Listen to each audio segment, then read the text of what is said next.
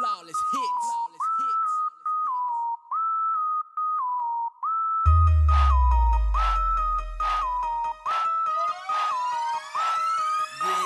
I know, she knows. Girl to First Class Entertainment, Krush TV, and I have Lotto here with Lone Star Connection, and I'm about to get these questions rolling that I'm sure everybody would love to know about Lotto. So Lotto, what made you start rapping? Well, actually, I don't even rap anymore, to let you know if you don't know, because people do ask me sometimes. I get approached by people who remember. I was rapping when I was a little boy. Like, we was in talent shows and talent contests when we was youngsters. Even when I met Stack and E, I was a teenager myself, like 14, 15 years old, you feel me? So, I grew up, it was in me, you feel me? Yeah. Back to your question, it was in me, but at that time, when I was rapping or whatever, it was in me, but I really feel like it was just a part of getting me to where I am now. So it was a phase I had to go through. So I can rap, but I'm not a rapper. So, being that was in you at the time, tell us what Lotto does now. What's in you now? Lotto wears many hats now, but Lotto is trying to focusing on 2012 and just prioritizing my priorities. And so right now I'm focused on Mob TV, which, like I said, all the things with Lone Star Connection and all the things I learned as a youngster, I'm just kind of implementing into this and utilizing them. So I have Mob TV, www.thecoentertainment.com. You can check me out on there. We're more than just a DVD series. We're like more of a network. You know what I mean? I network with people across country, matter of fact, we have a rep in Canada right now. Shout out to my boy Cash, Oh No Music Group. And so it's like a network of people that are really out here in the streets with cameras and really like in not just celebrities, entertainers' faces, but really in the mix of everything that's going on. So that's really what Mob TV is about. I started that officially, I guess it really launched off in '08, but it kind of been in the process since about '98. So that's what Lotto's doing right now. And I'm working for a label called Texas Family Entertainment, where I'm in charge. Basically, my duties are the media, you know, kind of handling the media aspect of it, making sure our visuals are right, and also promoting for the label. So that's a hat that I wear proudly. So representing the label. We've been people for years. And so Texas Family Entertainment is the label situation right now that I'm working with. And Mob TV is still the co-entertainment. And for those watching who probably want to know what's up, me and Polo back rocking and working together, so we're getting it in. Okay, so besides, rapping with Lone Star Connection, what was any other major parts or roles that you played in Lone Star Connection? Well, basically, Lone Star Connection was a trio. We was at Let's See, it was a trio. It was my boy Robert Nelson, it was Eric Raymond, and it was me. And I used to go by Pistol Pete back then. It was before Lotto, it was pre-Lotto, it was Pistol Pete. And basically, I mean, one day I met Robert at there used to be a CD warehouse on Valley Mills Drive in South Waco, where I'm from South Waco. So I went to the CD warehouse, and he was always excited about, the music scene, the local music scene. And I met a few people through CD warehouse at that time. I think that's the right name of it. Might have been something else, but anyway, he worked there. And he was always kind of keeping me posted with local events going on. And, I was kind of out there solo, kind of freelancing. Had a few homeboys from the streets, we did music. So Rob was like, man, they got a little, this talent contest coming up for Juneteenth. DJ Batman and them throwing, and we ought to hook up and, do something. He's like, man, you meet my boy, Big E, Big Eric, and we hook up and do something. So I was like, well, that's what's up, man. So he had me come to his apartment one day, and I met E.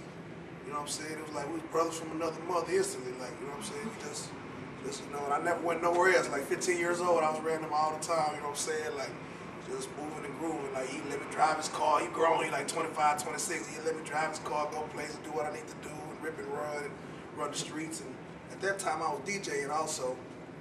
So I was DJ. I was a DJ in the group. And like I say, I was the third member, and it was really us. And we had people affiliated with us, and we started doing the local scene, the local shows. You know what I mean? Without even going to the studio, like we was going performing live on our own tracks. Like we was first started on instrumentals, then we bought some beats from S1, Symbolic One, who now he's producing for like Kanye West and Beyonce, and he produced that Power, he produced some more stuff. Y'all just Google him, S1, Symbolic One, Larry Griffin. He produced some of our first beats. So like, we already seen the vision, like, the producer was stoked, you feel me? Like, people weren't even spending money with Larry buying beats. We was investing with beats from Larry, My boy Philip Gilmore from Duplicated Lifestyles. We invested in some tracks from him. We invested in production from Double M. And we just perform live to our stuff, man. We go to get together, you know, get on some good, write some music, and you know, we put it out there and we'll go do shows, you know what I mean? And the people loved us. I was the youngster. Later on, some more youngsters came along, like Lil JJ and Lil Rudy, a couple other partners, but it was basically me, Biggie, and Robert from jump. My nigga Third, you know what I'm saying? Shout out to my boy Third. I ain't seen him since I've been home, but you know what I'm saying? It was a real good chemistry back then, man. And like I say, I wouldn't be who I am today if it wasn't for those experiences and being around the older people. Like, you understand, E and Robert had to been like, shit, Robert probably was down there 30 when I was 15, you feel me? Like, at least 27, 28 when I was 15, you know what I'm saying? And he was like at least 24, 25, 26 in that age group, so, you know what I mean? I kind of, my life got a little sped up, you know what I mean? So, it's all good.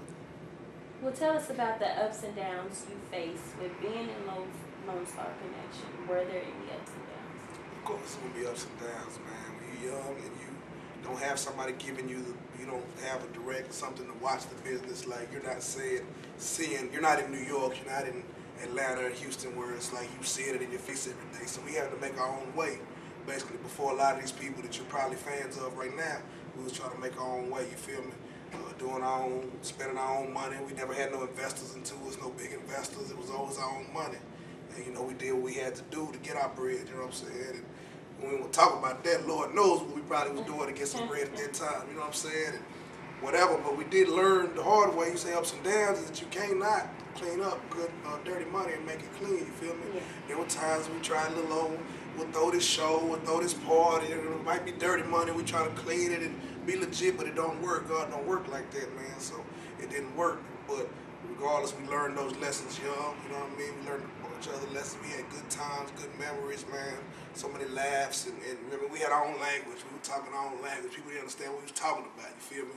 Like, we had our own language going on, you feel me? And you see me, you saw E, you saw Robert, you know what I mean? And like I said, we was doing our thing, doing our shows locally. The mistakes is that we didn't hit the road what we had going on back then. Now we know it's about getting on the road and meeting and greeting and shaking hands and kissing babies on the road, you feel me? That's what it's all about now. And, you know, basically, it's a good thing that Robert moved to Dallas, to Stack, moved to Dallas and everything, but at the time, like the streets of Waco are crazy. Like, to even survive in the streets of Waco, you gotta have a certain mentality, a certain head on your shoulders, you feel me? So, at that time, there was some shit going on, some stuff going on in the streets. Robert had to relocate to Dallas, and he did what he did. He's there, you feel me? So he hadn't lived in Waco since probably, what, like 2000 or something, like 99 or 2000. He's been in Dallas doing his thing, which I'm very proud of him for what he's been doing. And we kind of been on our own route since then, but, you know, I always look to them like big brothers as advisors. I kind of keep them posted with what I got going on, and they let me know if they think, you know, well, that's good or that's not good, or nah, I don't like them dudes, or, you know what I mean? They have good, like, E and them have good, what's the word I'm looking for? Like, they have they know how to pick out good people and bad people, like, through just the vibe. Intuition, that's the word I'm looking for. So, you know, I talk to them about that type of stuff, and so far, E never advised me wrong. I don't know about Stack, my Rob, I don't know, but he ain't never advised me wrong, you know what I mean? So, nah, they're my bros, I love them, man. I would never change nothing for nothing, how everything went down, you feel me? Well, will Lone Star Connection ever do something again? We always together, man. That was the whole thing about being connected, you know what I'm saying? That was like one of our things about staying connected with everybody, just staying connected, man. And so we always stay connected. Like, people tell me, oh, we sorry this or that didn't work out, but like, people don't understand. This is family. It's not no that didn't work out. Like, we family. Like, you thought we didn't blow up or whatever, but trust me, ain't nobody hungry over here, you know what I'm saying? Like, he got what he got going on, he Gucci, you know what I'm saying? Rob got what he going on, he Gucci. I got what I got going on, I'm Gucci. Third, everybody, you know, my partner Jesse James, he was one of the young artists that came around at that time where I kind of started learning a lot of the entrepreneurial and managerial skills around there, but now we back on the same label at TFE. So, you know, just history repeats itself and everything circles back around. He was maybe 12, 13 at the time, if I was 15, so he was like, when I say I was a youngster, then some more youngsters came, that was him. And he on the label that I'm on, that I work for, so it's a beautiful thing. Like, we know we have history with each other, you know, we family, and so hopefully, you know, one of us, I'm not worried about blowing up. You get that right if you watch me. I'm not worried about blowing up. I'm worried about making some money and taking care of my people, so that's what I'm on every day, man. If I make $100, $200 on my own grind without you know what I mean, whatever, that's me. Cats don't make that on their job every day, you feel me? They might make $40 a day, and they happy and content with that, and they got to wait a week for it, or wait 2 weeks for it, and then got to pay Uncle Sam out of that. Where, you know, we don't get on Uncle Sam and them, but trust me, I holler at the tax people. But, like I say, I can get out and make what I want to make every day. You see what I'm saying? By being a businessman and having my own business and having the opportunity to work with TFE and being in a place of business, you know what I mean? So. Well, with the love and the connection being there, what happened to the group? What happened to the, you know, Lone Star Connection trio? What happened? Well, it's not that nothing happened in a bad way. Like I say, Rob moved to Dallas to kind of, like I say, it was just stuff going on in the streets, man, where Rob had to get out of Waco. And so he left at the time, and he left Waco, and E stayed here, and E kind of, from this is my perspective, now each person has their own opinion, he is very intelligent. Like, dude's IQ is astronomical, you know what I'm saying? Like, so he really was looking at the reality of things, like, look, we can keep around parading around here like this and this and that, and we can do it like this. And when it kind of didn't happen like this, he had to go on and do what he had to do, you feel me? Like, still had to work, still had to pay bills, still had to, you know, take care of mom, still had to do whatever go on. Like, you can't wait around forever on somebody else's hopes and dreams and wishes, you feel me? At the same time, he got spiritually strong, you know what I'm saying? He got his health together, so, you know what I mean? But at the same time, we always got a good support system. And, you know, I definitely keep them, we try to definitely keep together our business ventures. Maybe not as good as we could and should have, but we're definitely working on that now, you feel me? And basically, from LSC, it kind of went into the hit mob. And about that time, Rob was in Dallas. Me and E put out a project. We had, I did research, for those of you who don't know, we put out the Hit Mob CD in 2001, E, was it 2001? It was a 7-track LP. Featuring 7 tracks, production from Double M, production from Ron McClennan, who produced on like the High School High soundtrack, and produced with Jodeci, and produced with a few other you know, artists that were relevant at that time. But he did production on there. We had Tony Thompson from High Five featured on the LP, and very high quality, man. Basically, we didn't even have a real cover for it. It was like this was 2001 before the mixtape game popped off hard down here. We put the 7 tracks on the song, like. On the CD, 7 tracks. And we just got out there and hit the streets with them. Like I said, our only mistake was not hitting the road harder, because we definitely locked down our market. Like, the hardest gangsters were jamming our music. The baddest brawls were jamming our music. You know what I mean? They was playing it in the clubs, they was playing it in the streets. People would flag me down wherever I was at for another copy. They lost their copy, somebody stole their copy. So Hit Mob, we was definitely hot, man. Shout out to Teddy P, Iceberg, Raheem, Dom Cut, Third. You know what I'm saying? So basically, we realized as individuals like me and E, that we were better off as businessmen and entrepreneurs than just rappers, you feel me?